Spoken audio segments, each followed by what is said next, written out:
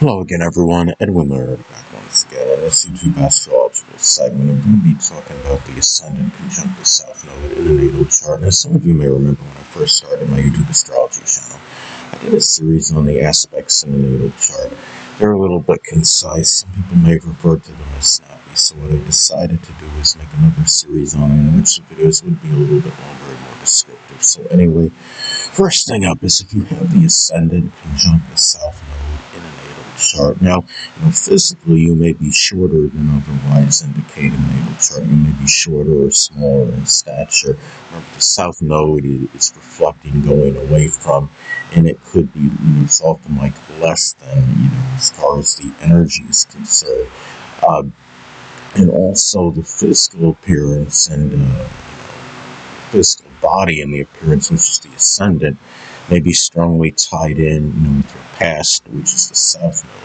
If you have the Ascendant, say, as in Libra, as an example, it might be, where there may have been some modeling or anything connecting with general attractiveness or beauty, tied in with your past, whether it be modeling or acting. And whatever it might have been, it might have strongly, might have played an integral role in what you did, in the past or that first half of life, which is the, South Node. Now, the thing is, too, if you have, this aspect in your natal chart, it could also, manifest in the vitality and the energy, which is the Ascendant, being diminished, which is the South Node to some degree. Let's say even if you have your Ascendant in Leo, Leo rising could have near, inexorable, inexorable energy, maybe nearly indefatigable, if I'm pronouncing it right. And but if you have the South Node conjuncted, it could show where the energy could still be less, than otherwise indicated in the natal chart. If you have even the Ascendant in Aries, which is a very, energetic Ascendant like Leo, the same can apply. But and let's say if you have your Ascendant in a sign that's not really known for robust energy, it could be, say, if your Ascendant is in the zodiac sign Cancer or Pisces. You might, those signs don't have, an abundance of energy generally anyway. And if you have the South Node conjuncted, then you're talking about, an energy level that could really be low. Now, the Ascendant conjunct the South Node can indicate having a tremendous drive and motivation, which is the Ascendant doing what you are naturally proficient in, which is the South Node. Now, if the South Node is in Aquarius, as an example, some of those things you're naturally proficient in, can include, humanitarian, altruistic endeavors, astrology, astronomy, computers, electronics, aviation, innovation, meteorology, or even rocket science in some cases. And also, too, another way that this aspect may manifest in the natal chart is that a grandparent and people, that are prominent in your early childhood, which is the Ascendant, may figure prominently in the expression of those natural built-in abilities, which is the South Node. Now, the South Node is in Virgo, as an example. Some of those natural built-in abilities may simply be able to have an ability to analyze, diagnose things, and maybe strong analytical skills.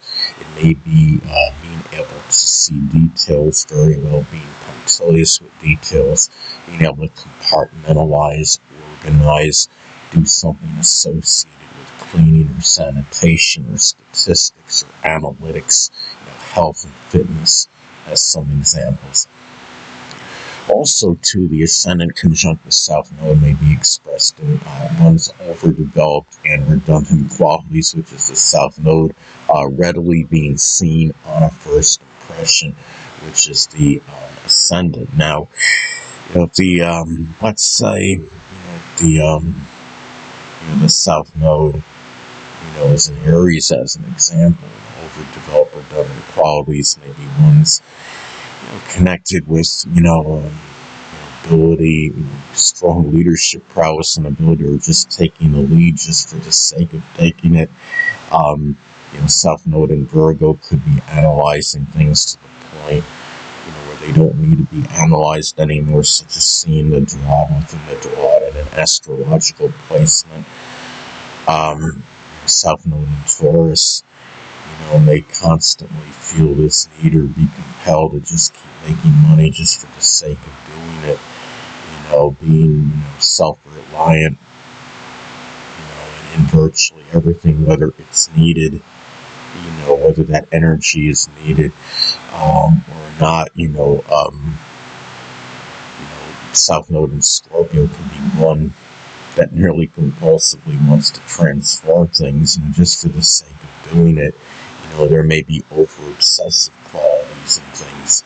Now, another thing about this aspect is that it could indicate where, the person may expend an exorbitant amount of vitality and energy, which is the Ascendant, on what is needed to be left behind, which is the South Node. Now, if the South Node is in Capricorn, as an example, it could be simply, just being overly conventional or orthodox in things. It could be doing, it could be over-serious attitude, or just being dominated by career-related ambitions, to the exclusion of virtually everything else.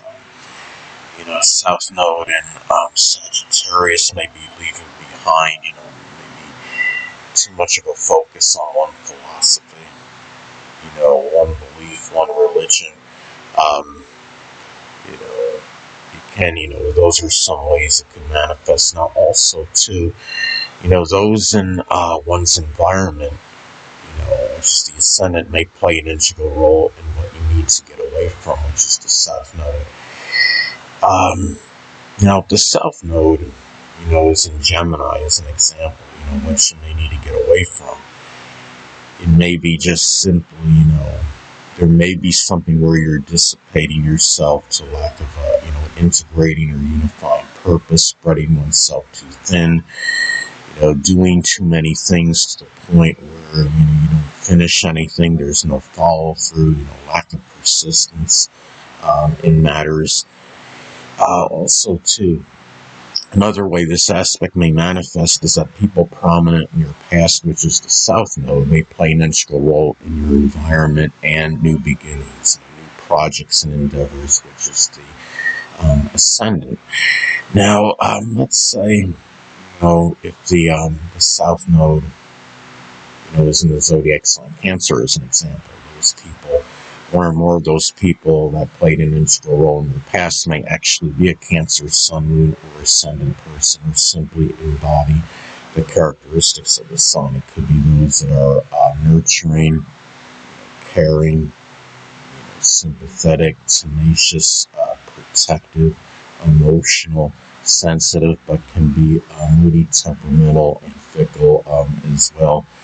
And also, too, if you have this aspect in your natal chart, there may be something about your outlook on life, which is the Ascendant, that may affect you to your detriment, which is the South Node, to some degree. Now, if the Ascendant is in Capricorn, as an example, there may be an outlook that's very, pessimistic, or could be negative, that might be, overly cautious, that might be affecting you to your detriment. The Ascendant is in Taurus is another example. There may be a too down-to-earth outlook, on life. Ascendant in Aries can be overly aggressive, too assertive in matters. And, the thing about, having, this aspect in your chart is that when you have, the Ascendant is, again, being connected with, new beginnings, new projects and endeavors, and, the South Node, being connected with your past. Again, the people prominent in that past can play an integral role in this. And also, the Ascendant is our environment as well.